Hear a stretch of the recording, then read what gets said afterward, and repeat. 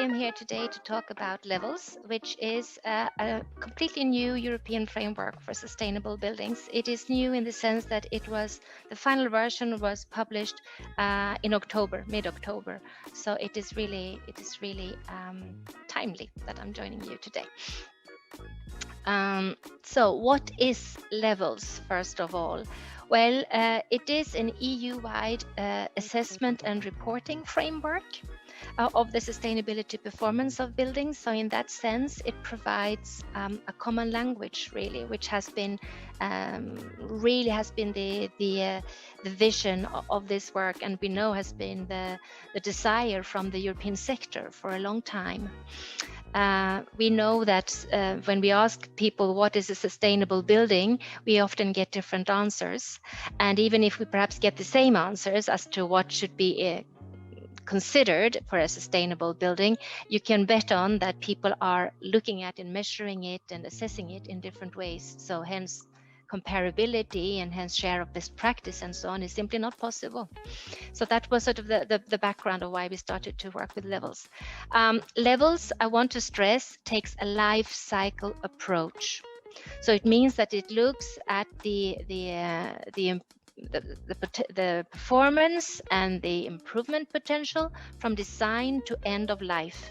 So I understand that of your project and the introduction that I just heard, that you are focusing on energy efficiency, which is of course an extremely important aspect, but I would like to bring to your attention the importance of an even broader aspect to gradually move into. So levels is developed considering residential buildings and offices in particular, and it is applicable to new build as well as to renovation projects. So there is about 15 core indicators which make up this levels framework. And those indicators have been developed and tested by the building sector in Europe. And it is open source and freely available to all. I want to draw your attention to the process that we've gone through. You see this to the right. We started already back in 2015. That was the initial development that kicked off then. And then we published a beta version in 2017. With indicators, which then went through a thorough testing phase, as you can see, for a couple of years. And then last year, we got the feedback. That's what we call the levels test survey. We got the feedback from the testers.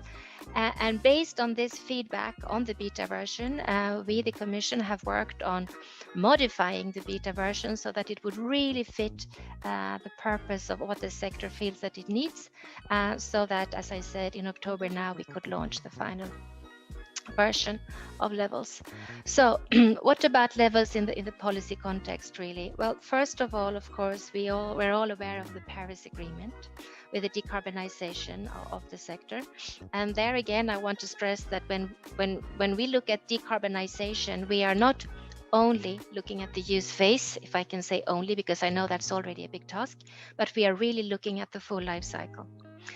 We have, of course, the UN Sustainable Development Goals to consider, where there are many of those goals are directly linked to the built environment. And then, of course, at the EU level, we have, as was already mentioned, the Green Deal from late last year. And the Green Deal is sort of gives an overview of many things that is going to happen. Two things which have come out this year, two major initiatives that have been published this year from the Commission. Both consider very much and focus very much on the built environment. So first of all, the Circular Economy Action Plan and the Renovation Wave. Both those speak about circularity, life cycle thinking, etc. So the Renovation Wave and the Green Deal is of course talking about energy efficiency, but at the same time it is talking about the huge importance of resource efficiency, because we know very well that in the resources that we use in terms of material, etc., there's not only a lot of materials being used, but it comes to a carbon cost. I will show this later. So to the right here, you can see that this is the EU case, EU numbers.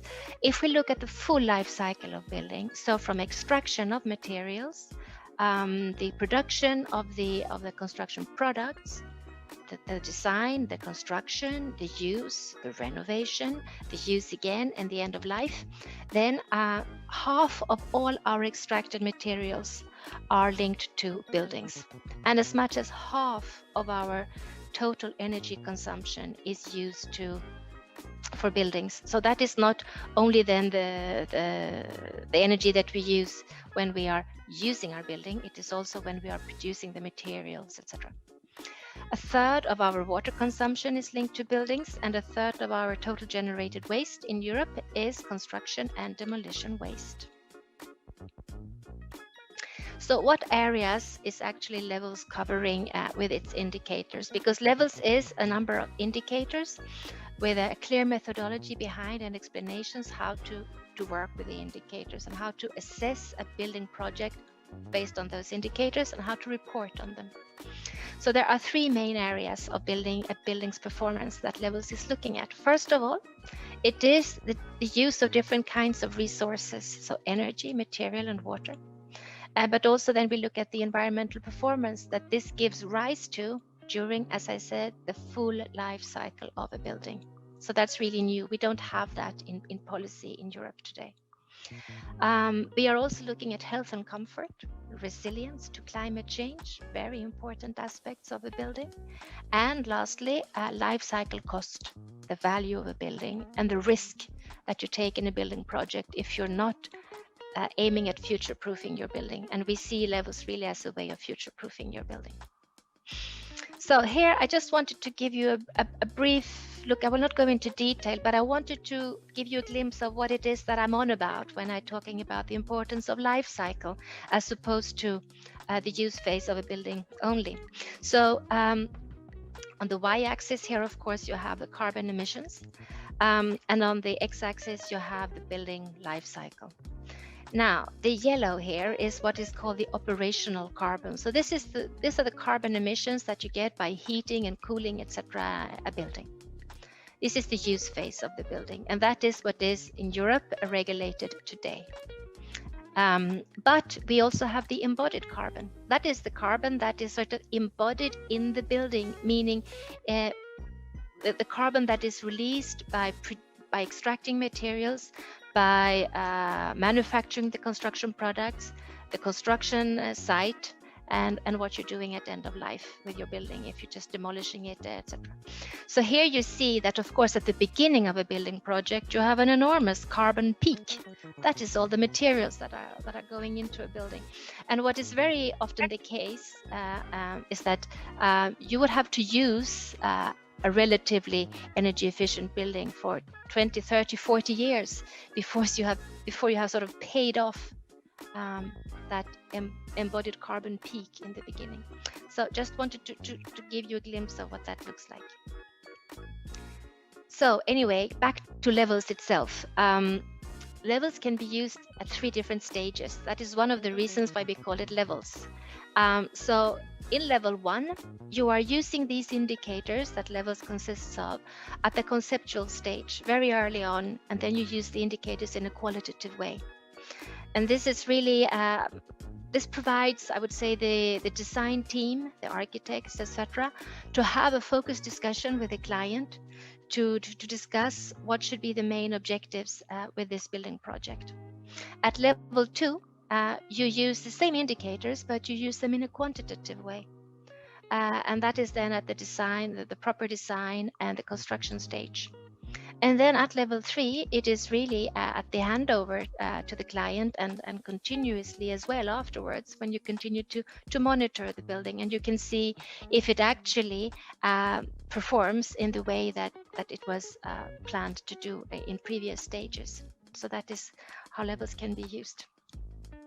So what are the main Levels benefits, as we have understood from the work that we have done, and also from all the building professionals that have been part of this planning, because I should, this development, because I should say, I forgot to say that in the beginning, that during these almost 6 years that we have been working on the development and testing of levels, there's been a very good collaborative exercise between the Commission on the one hand and building professionals on the other hand. It's been a really a good collaboration. So we've understood that, and the aim as well from our side is really to bring circularity and life cycle thinking to the mainstream market. We have, of course, a number of certification schemes also active in Europe, which are pushing the boundaries for the best performers, the high-end projects. But we want to bring a sense of circularity and life cycle thinking to the mainstream market. Hence, we are using a reduced number of indicators, and we try to do it as simple as possible.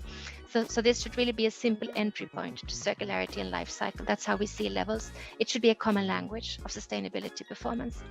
It is indeed adapted to the user's need and understanding, as we have those different levels that you can use it at, and you certainly don't have to use it at all 3 levels from the start. You can choose with the level that suits you best. And we've also understood from those who are using levels that they see it also as a great way of step-by-step developing their own skills in this area.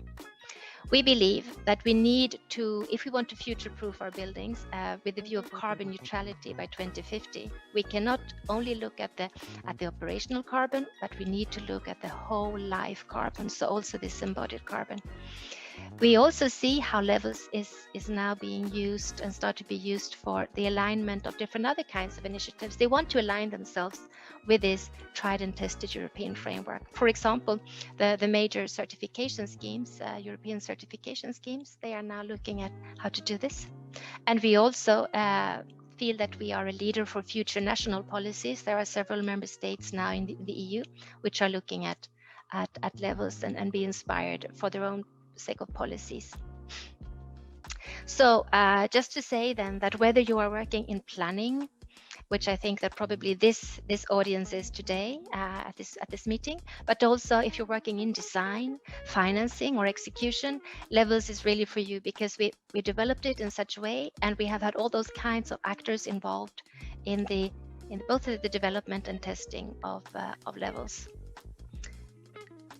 The last slide then is really just to show what's a little bit what is next for levels. There are different kinds of policy initiatives coming up in the next coming years, where we will use levels as a basis for bringing circularity into those kinds of initiatives.